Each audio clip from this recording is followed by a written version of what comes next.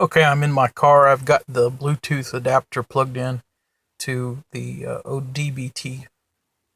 ODB2 port, and the car's powered on. If you look, we can see the adapter status: Bluetooth enabled, connection to adapter okay, connection to ECU, so on and so forth, right? So this is something that I skipped. The initial pairing, it's not difficult, but you do need to make sure you've got your things set up. So we'll go to the real-time information display. Now you get a standard display with I'll try to put it up there. You get a standard display that has a lot of the things that you would expect to find. Some performance ones, some other things. An emission status. In this case, you see there's my volts. Now I'm using this in a plug-in hybrid, which is going to be a little bit different.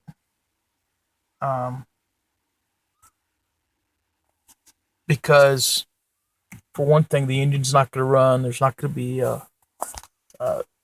oil temperature and some other things. This screen right here is showing air temp 23, intake, those are Celsius 28. And then you see I've added gauges for left front, left rear, right rear, air pressure. Okay. You can program, if you know PIDs. We're not going to see RPMs if I'm in electric mode. But this one's got speed on it. So I'll tell you what, let me put the phone down while it's still doing the capture. And I'll back out of the garage.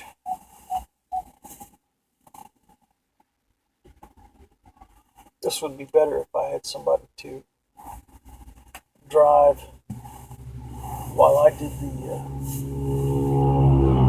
recording and narration, but it's not going to be possible today.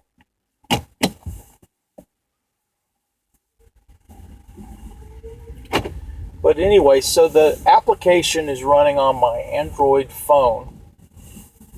I've got, it'll also work with tablets. And the lights are flashing on the OBD scan adapter. So there's a steady stream of data coming out of the car and going to the adapter and then going over here to the phone. So that's how some of those readings make it to the phone in that data stream. Some of the other things like the acceleration and the quarter mile time and whatnot, some of that is dependent upon the GPS function of the phone. Okay, so now I'm driving on the road, and you can see the speed. The speed is updated. There's some other things that are moving along. Again, depending upon your car and depending upon the gauges, and if it uses a standard value for the information coming from the car's data stream, or maybe it's something that you, through the program, you create a custom gauge and you put in a custom value and formula. You have the ability to view and to see those things.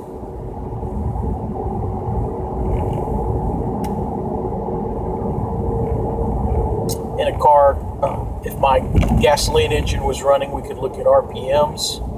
If we could see the oil temperature and pressure, water temperature and pressure, things like that. Now, in my case,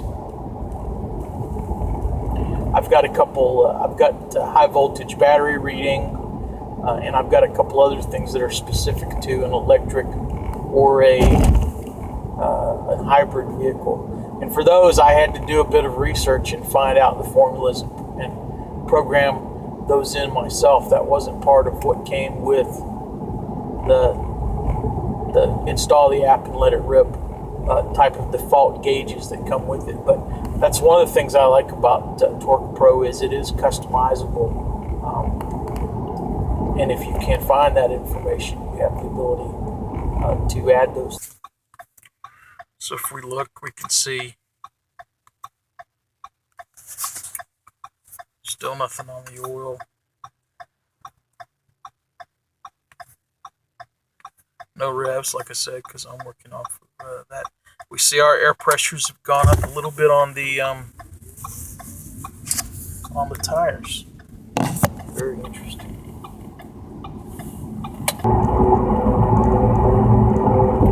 One of the things I like about using a tablet with this application is you've got more screen area, so you can put more gauges without having to swipe back and forth from different screens.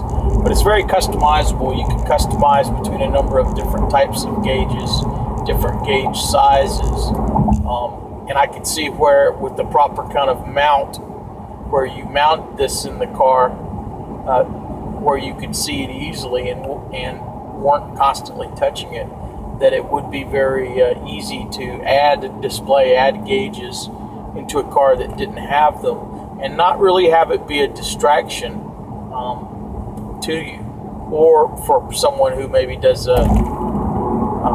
just wants to check on things every now and then, to be able to do that. For instance, in my vehicle, I have an alert that goes off if a tire is low on pressure, but it doesn't tell me which one of the tires is low. Now that information is something that the car knows. There's individual sensors in each one of the tires, and those report to the computer. And as you can see, our software is able to display, each of the individual tires readings, but for whatever reason, that was a feature that wasn't found in the car. And so sometimes one of the reasons that you might want to use an application like this is to unlock that data that your car has and your car is using, but maybe it's not displayed the way that you would like, or it's not available for you at all in your car.